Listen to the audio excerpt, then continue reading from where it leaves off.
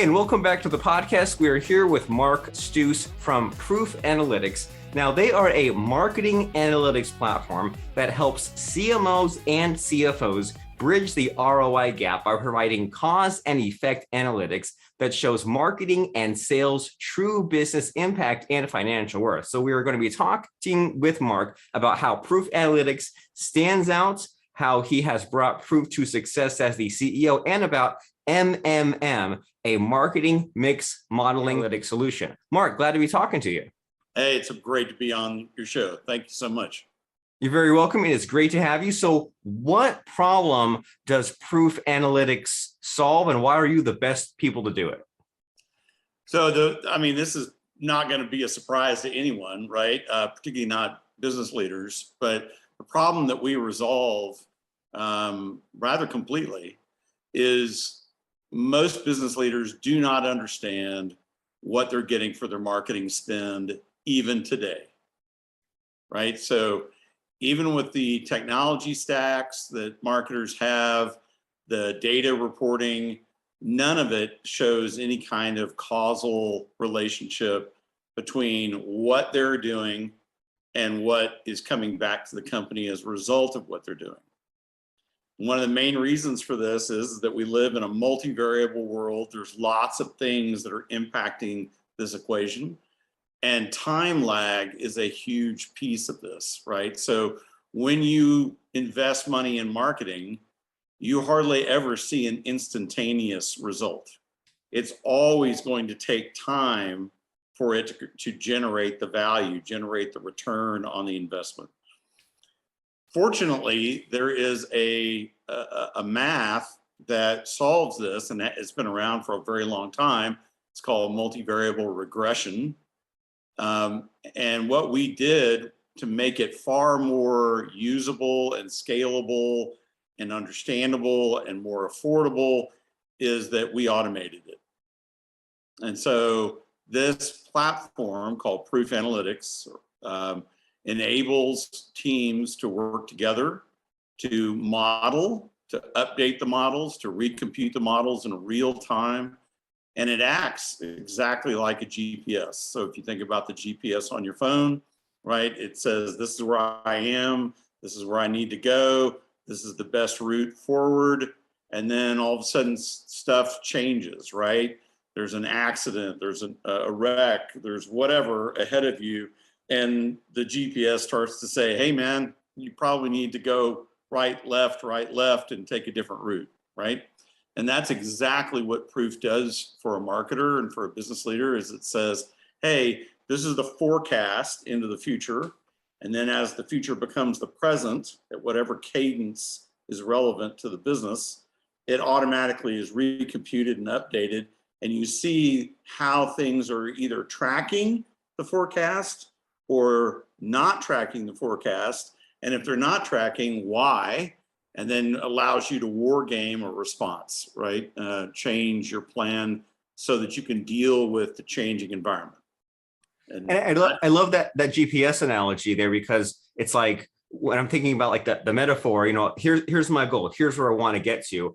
But going in a straight line will not work because there are objects in the way. And a GPS says you have this turn by turn, you're going to go here and there. And then sometimes it kind of does some weighing of saying like, well, you could take the freeway to get there and that'll be less distance, but then it's shorter time to take this other weird shortcut. And like you said, there might be an accident, there might be things out of your control that change your directory or trajectory, or you might decide to take your own detour and say, I'll make this decision, I'll make this change, and then it will recalculate for me. And so just to help us get our heads wrapped around this kind of analytics idea, what sort of data are you looking at? What's the input? Because you hear analytics, you think, is it like customer data, sales data, web page conversion? Like, what's the input in your system here?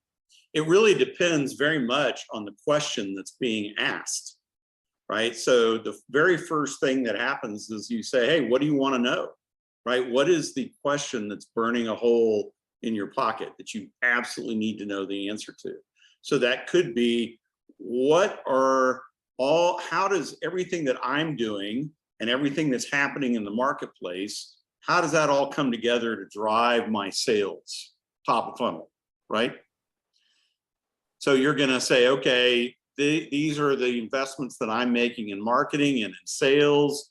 These are the investments that I'm seeing my competitors make, right? And what that is turning into in terms of their action in the marketplace, the macroeconomic picture. It can be what interest rate data, it could be whatever is important to your business.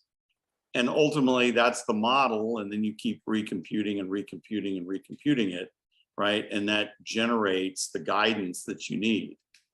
So this is not new at all. This is the math that is used by scientists to look at climate change, to look at epidemiology. It's behind most of the physical sciences, in fact, all the physical science, most of the social sciences. It has just been really, really tough to operationalize the math because it's been delivered almost exclusively by human beings, by data scientists for the last however many decades, right? So speeding that process up so that it's near real time, so that people can make better decisions than they currently make, that's what it's all about. And what you were talking about when we were ramping up here was that just how crazy it is that so many businesses these days don't do this, right? That they don't have this real-time reporting. They don't look at their data, which just, it seems like a recipe for failure. And it seems like not being informed kind of marries your emotion to your actions, right? Makes it where you get upset if some bad news happens, and you get happy if good news happens. And by kind of having this layer of data, then you can kind of think things through instead of just saying, our company feels like doing this, or we're in panic mode and we'll just do this knee-jerk reaction. It seems like by having this data, you can actually make better logical decisions instead of just the emotional ones. Yeah, and what's really important here, and I realize this may sound like a semantic, but it's actually really not, is that we're not talking about just data, right? So data is always about the past, always, right? You're measuring something that happened at a time and a place. But just like an NBA game, you can look at the score and it'll tell you who won, but you won't have any idea why, right? You need more information to establish the cause and effect relationships. And that's what analytics is really all about, cause and effect, right? So if we look at, most people are operating on the premise that past is prologue. But as we've seen in the last 2 years in particular, that is no longer true. So if you look at the analytics that our customers ran from 2019, 2020, 2021, and 2022 year to date, what they show is that if you had used one of those periods to plan the next period, you would have been out, right? You would have been way off because everything was just churning and changing so much. And so this is now about how well are you surfing the wave. It's not about are you creating the wave, because you're not. 2/3 of any set of circumstances is outside of your control. This is also really important given what we're facing right now and probably the next 18 to 24 months in terms of a recession. So if you can't understand the cause and effect analysis and be guided accordingly, you are severely limited in terms of your sustainability as a business. Because everything over the next 2 years is going to be very volatile. There's going to be a lot of high velocity change. You are not going to be able, your unaided brain is not going to be able to keep up. It's not a ding on people. It's just a reality. I mean, there's a lot of science around decision making where it says that the unaided human brain just completely comes apart after 3 or 4 variables, right? I mean, it just doesn't work anymore. You can't intuit your way into the answer anymore. So this is where this is becoming not just a nice to have, but an absolute must have. And it does require one data scientist, but you get so much productivity out of that data scientist or that data analyst that it's a nominal expense in comparison to the value that it generates. And for that matter, it's nominal, period. So it's one of those things where, as things have worsened over the last, say, 2 to 3 years, our business has gone up. And that's cool to think about. And that's it's kind of fun and almost like a self-deprecating almost to think about this concept that you're talking about of there's what my brain thinks it knows. And I think I'm so smart, but then you look at the data or you draw these conclusions, you look at the cause and effect, and there's so many like counterintuitive kind of things. Like you're reminding me of like when I was way younger, I was testing the analytics on a web page. I was just doing not a multivariate like you do, but just like a simple A/B split test on a web page, super basic. And I would test different headlines and things, and I would make dumb decisions on purpose. And many times making the dumb change would increase the conversion rate. And I would like do things like taking a video off of a web page, something that I think would be completely just asinine, but it would increase my sales. Or things like I would split test a headline and I would let the test run and I would wait for there would be like 2 lines that I would wait for them to diverge enough for it to be like, statistically significant. And they would kind of stay together for like this long period of time. And I would think, oh, okay, so this change doesn't even make a difference. And then you sometimes hear about horror stories like the book Freakonomics. There was like a daycare where they added a late fee for parents who would be like too late picking up their kid. And all these parents thought, okay, great. So I'm allowed to be late. I don't feel guilty. I can just pay the late fee. And then it increased the late pickups. It worsened the problem they were trying to solve. So it's always kind of fun and interesting with like to look at the data where like there's counterintuitive cause and effect that you never would have guessed. And I mean, in the pandemic and post-pandemic time, of course, we're full of that. And I'm sure that you have some interesting stories like that, right? Where you're down in the trenches or dealing with these data problems with these clients. So do you have anything like that to share with us? Like kind of like a fun, surprising, quick story where just your intuition completely betrayed you? Yeah, I mean, I think that you have to always remember that intuition is essentially your personal private machine learning, right? It's all based on accumulated experience. So just like you use data to train a machine learning model to find the patterns, right? That's what you and I are doing when we use our intuition. Small children have instinct.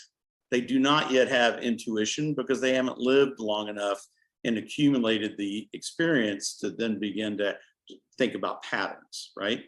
The problem is that not all of our interpretations of what happened in our life are correct, right? So this corrupts intuition. So if you've ever seen somebody who is otherwise really, really smart consistently do stuff that's counter to their own best interests, right? That is an example of what happens when your intuition, or some people think of it more as your subconscious, right, is inverted, right? Black becomes white, white becomes black, right? You think that you're doing the right thing, but you're actually hurting yourself, right? That is what's going on right now in marketing, where people are saying, well, you know what, I know what I know. I know what I've seen work for the last 15 years or whatever, however long they've been doing it. And so I'm just going to extrapolate forward based on that. I'm going to either do slightly more, slightly less of that thing, right? But essentially what I'm saying is this investment portfolio of marketing investments that I always make wherever I go in any company, it works and it's always going to work. And we won't know exactly which parts of it are most effective, but collectively it all works, right? If not much is changing in the outside environment, if everything is pretty steady state, that's not a bad thing, right? I mean, it has waste in it, right? You're never going to be optimized at that point, but it does work. But as soon as things really start to shift, you're totally out, right? So An example would be, and I'm just going to talk about this one because they've already talked about it publicly themselves. So Johnson Controls, big industrial manufacturing technology company, right? A competitor to Honeywell, is a client, is a customer for years now. And as they started to forecast in late 2019, they started to run these models and forecast forward into 2020, and things started to look really weird. But remember, nobody yet knew about COVID, but things were already starting to shift in the marketplace based upon the few people who did know about what was coming. So one of the things that they really started seeing was that the forecasted return on certain investments that historically had been really, really great performers for them in marketing were all of a sudden starting to taper off.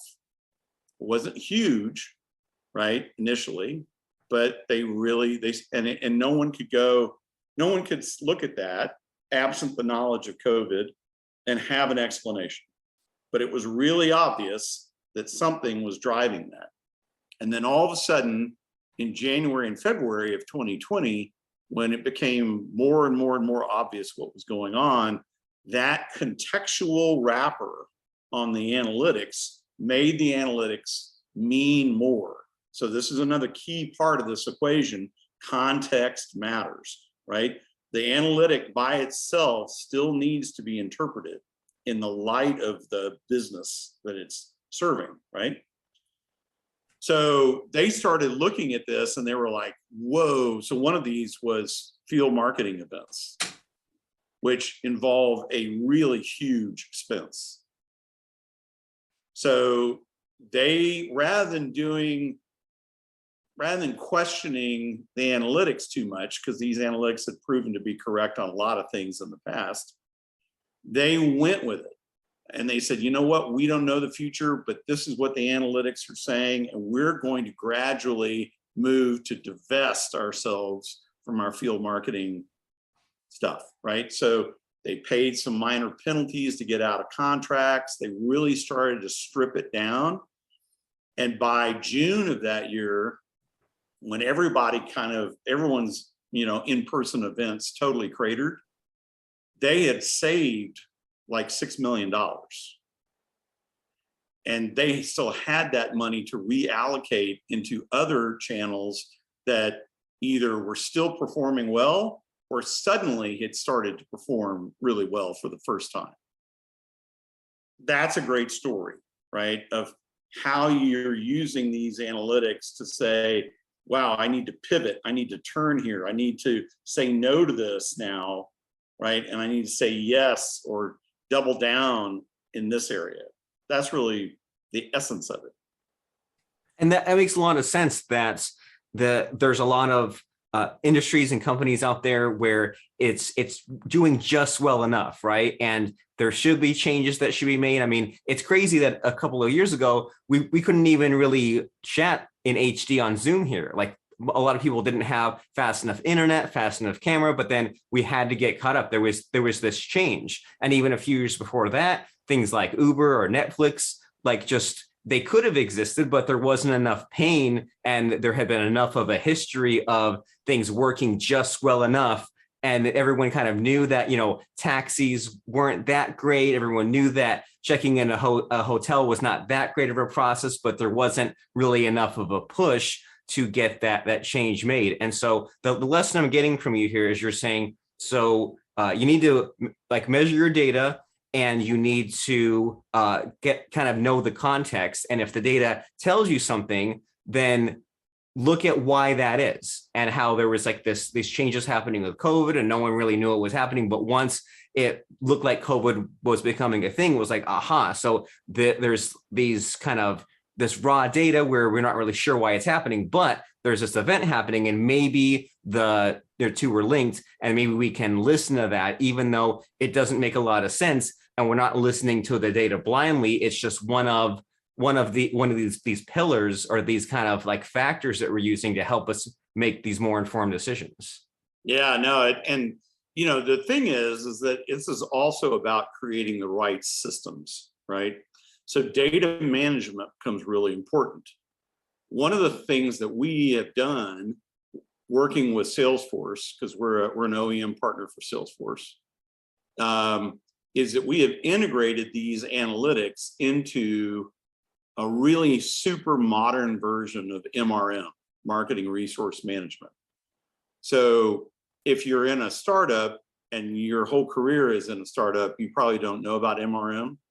But if you're in a large company as a marketer and you've spent a good number of years there, particularly in a more senior role, you definitely know what this is. This is essentially an ERP for marketing. This is a single source of truth or a system of record for marketing.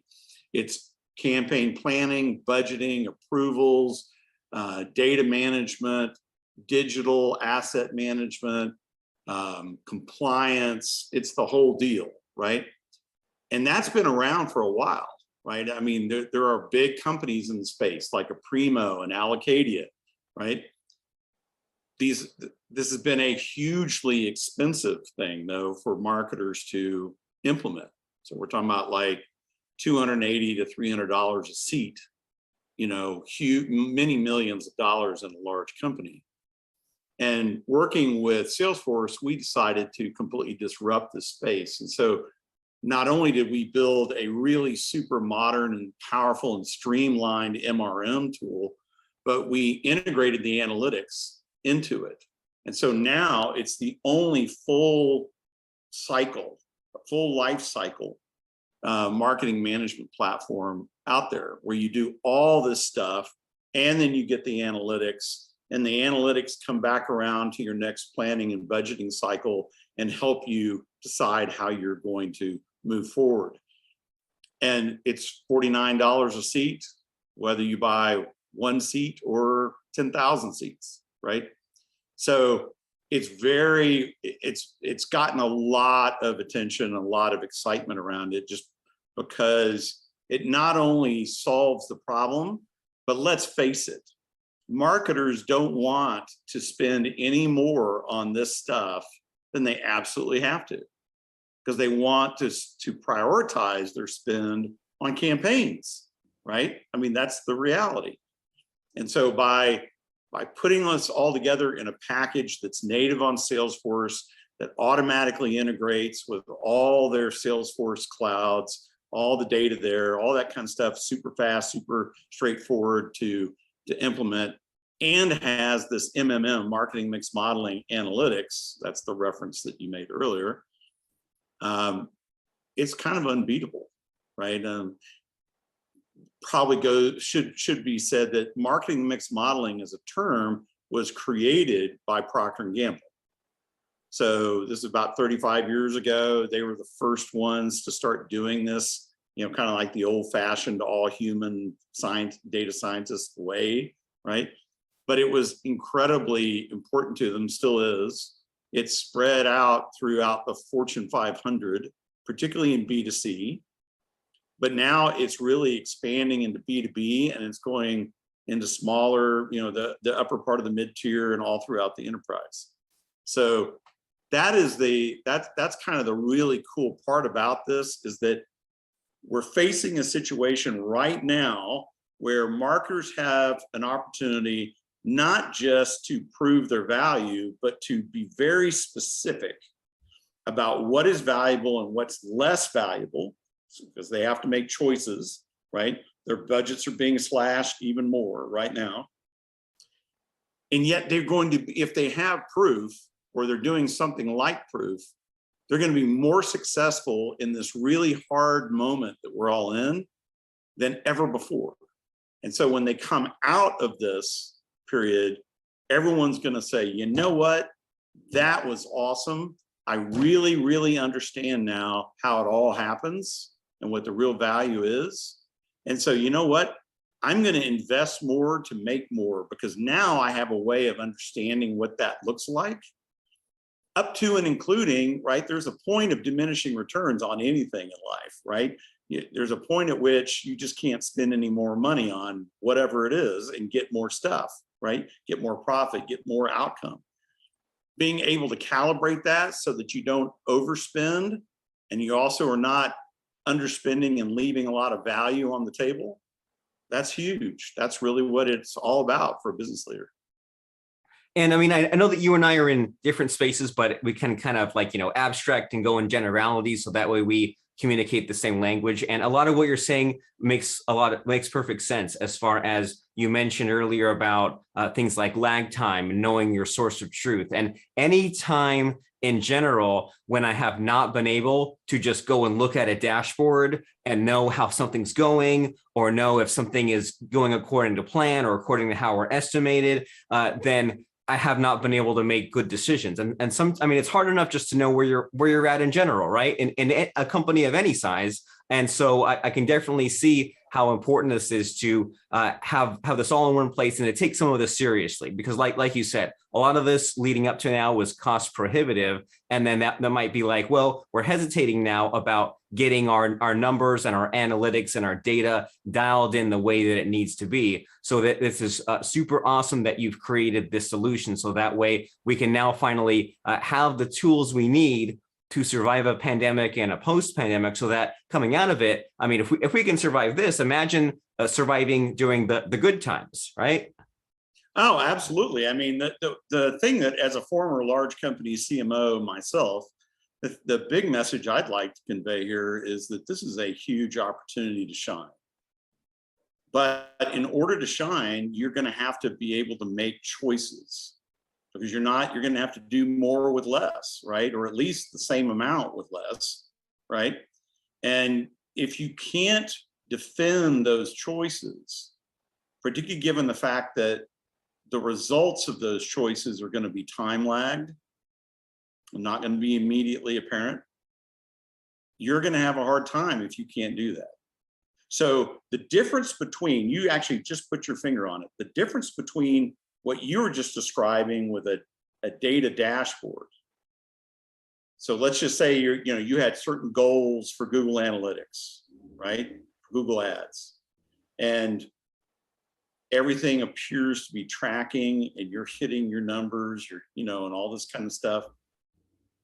But the leap between that and the value that it creates for the business is non-trivial.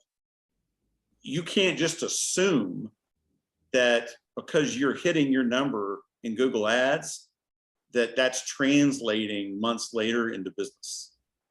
So that's an example of a time lagged relationship. And you can't afford to just play inside baseball, right? Because the business leader, if you do a dashboard, then show them all the Google Analytics piece and the performance of your ads and all that kind of stuff, the first thing they're going to say is, yeah, okay, I see what you're talking about. You're clearly doing a good job within the context of marketing, but how do I know what it's getting me? In fact, the answer to that question, or rather the absence of an answer to that question, is the main reason why marketing is the first function to be cut in times like this. Because they don't know what they're giving up when they cut it. And the reason why they don't know is that they don't know what they've been getting. That's not clear. So they're having to weigh an absolute certainty, we need to cut costs, against a maybe future loss, right? So we're going to divest from brand, for example. And so, yeah, I understand why that might cause me problem in 2 years, but that's 2 years from now, right? That kind of logic. They're going to make the cut. They're absolutely going to make the cut every time. And the difference is when you have the analytics that can show them, that can help calibrate them on what they'd be losing. This is another Johnson Controls story, right? They were presented in 2020 with a huge budget cut. They showed finance the analytics. They worked with finance based on the analytics to say, hey, this is really what makes sense. And they ended up with a lot smaller cut. And finance said, okay, you know what? We're just going to go elsewhere and get the rest of it somewhere else, right? That is the way it really works.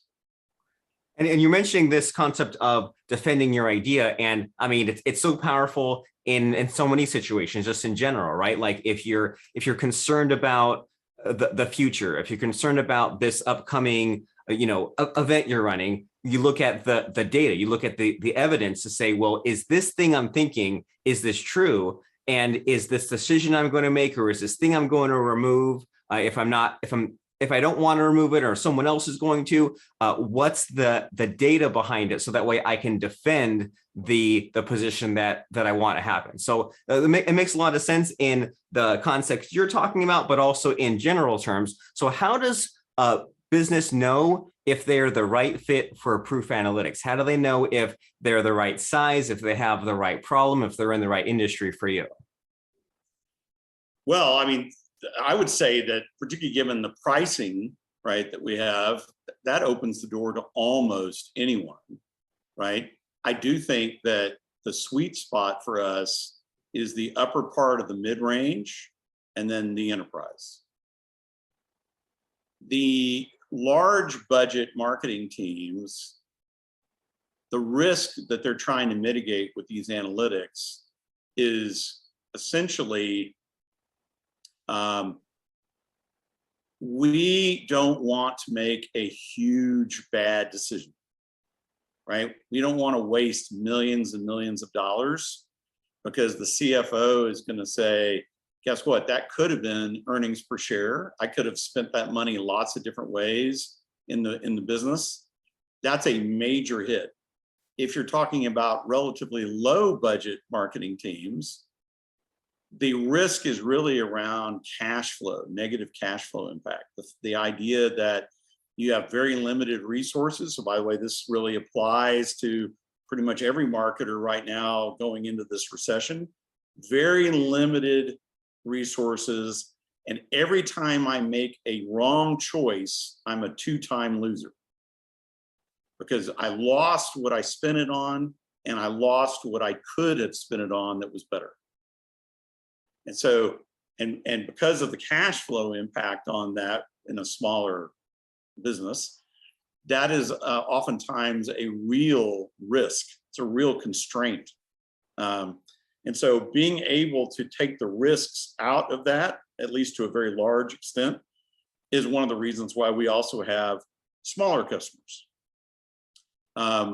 We intentionally decided to price this the way we did because we wanted it to be totally accessible, regardless of how much money you spend. The big issue, probably like almost every significant software technology on the planet, is maturity curve. Is your team ready? Are you ready to do this, right? And it's not really about talent and all that kind of stuff. It's really about will. Are you committed to doing it? I mean, you're not going to hear this from too many software vendors because they don't want to piss people off. But the reality is that assuming a decent software product has been sold, most implementation failures come not because the customer doesn't know what they're doing, but because they did not have the will to persevere and to get it done. And so one of the things that we look for in our customers is, are you committed? Do you really want to know how to spend your money more wisely? I like that a lot. We need to be asking, am I committed?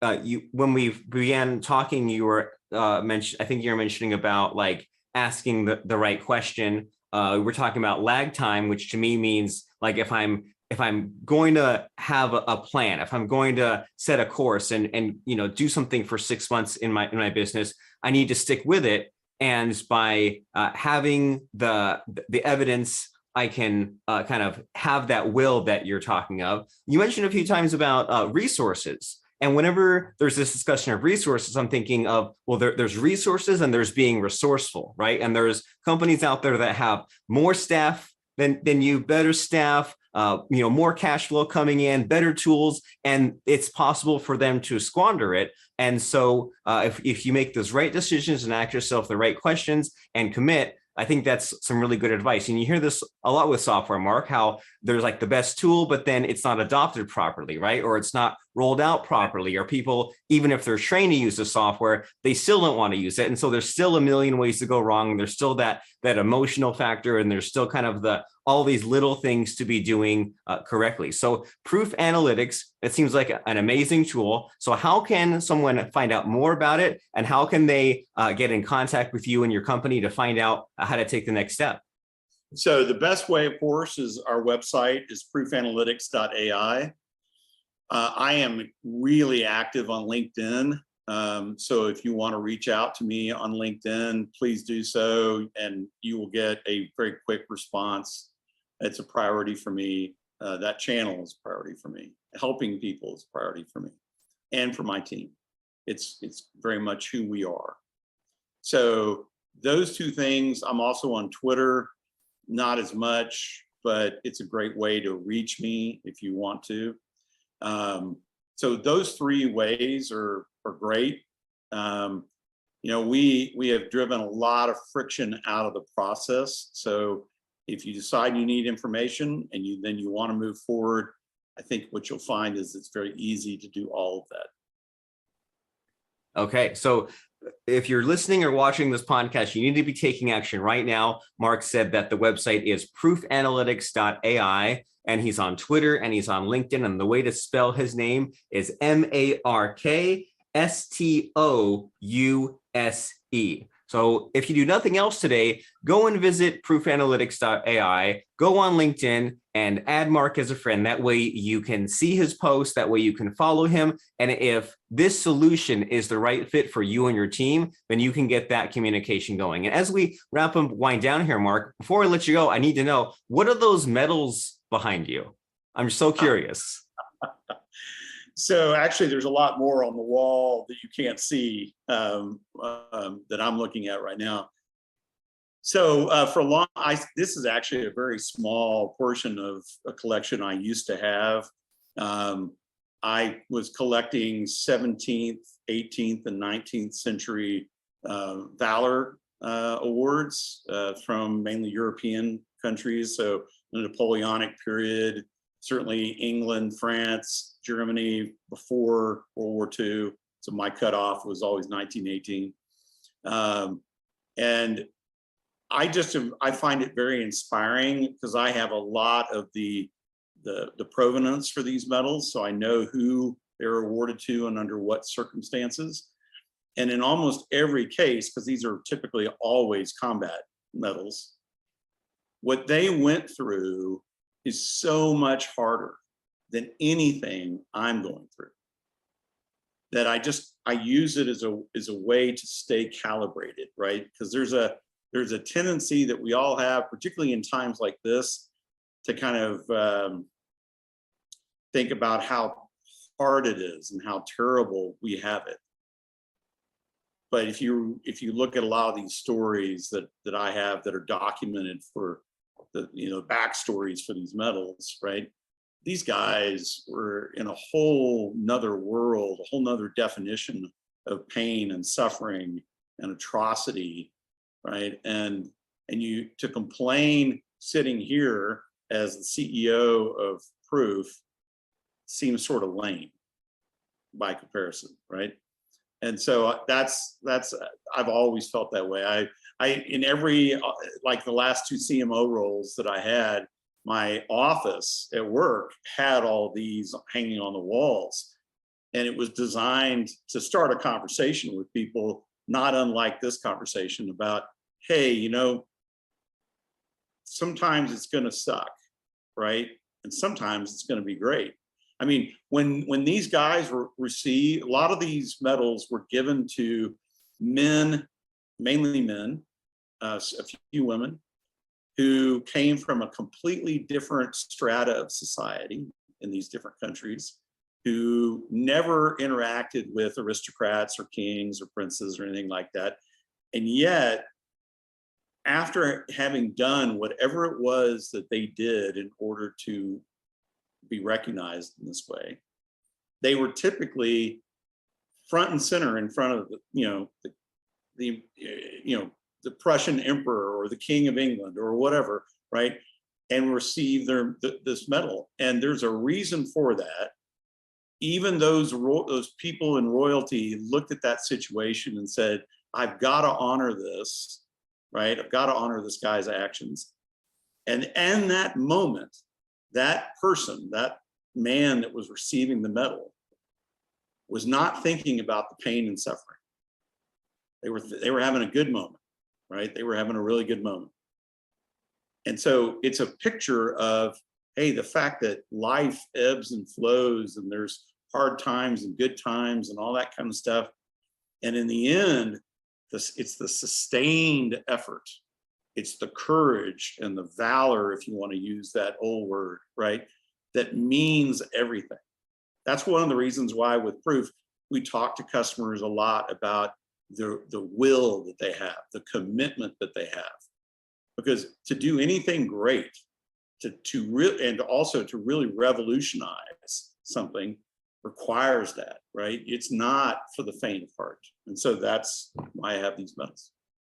I like that. Well, that is motivating, encouraging, and inspiring. There's a lot of layers to that. And I love it. So that's quite a motivating message. And if you too out there in podcast land want to get that magic feeling back, if you want to be like the person that strafed all the bullet fire and then got the medal presented to you by the King of Prussia, if you want the equivalent to that in your business, then you need to check out Proof Analytics by going to proofanalytics.ai. You'll be glad you did. We'll see you there. And thank you, Mark, for showing up and delighting us with a myriad of stories and a bunch of advice. I really appreciate it. And I appreciate you.